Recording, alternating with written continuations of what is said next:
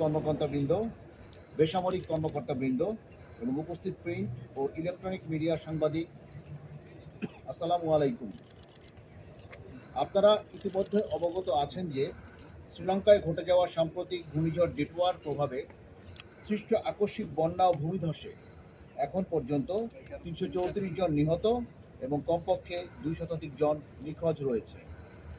শ্রীলঙ্কার দুর্যোগ ব্যবস্থাপনা কেন্দ্রের তথ্য মোতাবেক উক্ত বন্যায় ২০,০০০-এর বেশি বাড়িঘর ক্ষতিগ্রস্ত হয়েছে এবং ১,২৩,০০০ মানুষকে সরকার পরিচালিত অস্থায়ী আশ্রয় কেন্দ্রে সরিয়ে নেওয়া হয়েছে। বন্ধুপ্রতিম দেশের এই মানবিক বিপর্যয়ে বাংলাদেশ অত্যন্ত মর্মাহত।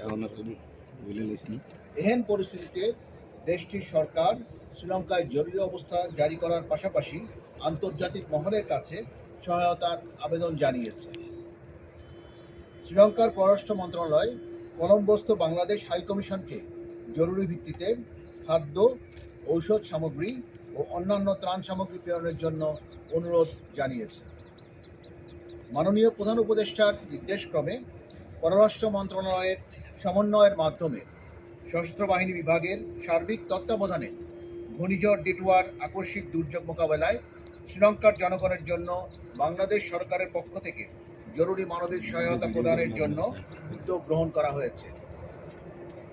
এরই ধারাবাহিকতায় আজ 3রা ডিসেম্বর 2025 তারিখ 08:00 ঘটিকায় বাংলাদেশ বিমান বাহিনীর একটি পরিবহন বিমানের মাধ্যমে জরুরি ত্রাণ সামগ্রী সহ শ্রীলঙ্কার উদ্দেশ্যে গমন করবে এবং ত্রাণ সামগ্রী হস্তান্তর শেষে স্বদেশ প্রত্যাবর্তন করবে।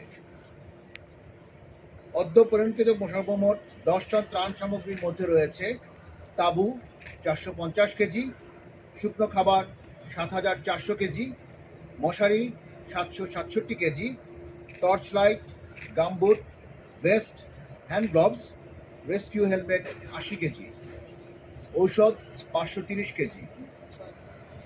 শ্রীলঙ্কার এই ক্রান্তিকালে বাংলাদেশ সরকারের এহেন মানবিক উদ্যোগ সরকারের বিভিন্ন মন্ত্রণালয়ে সম্পৃক্ত ছিল।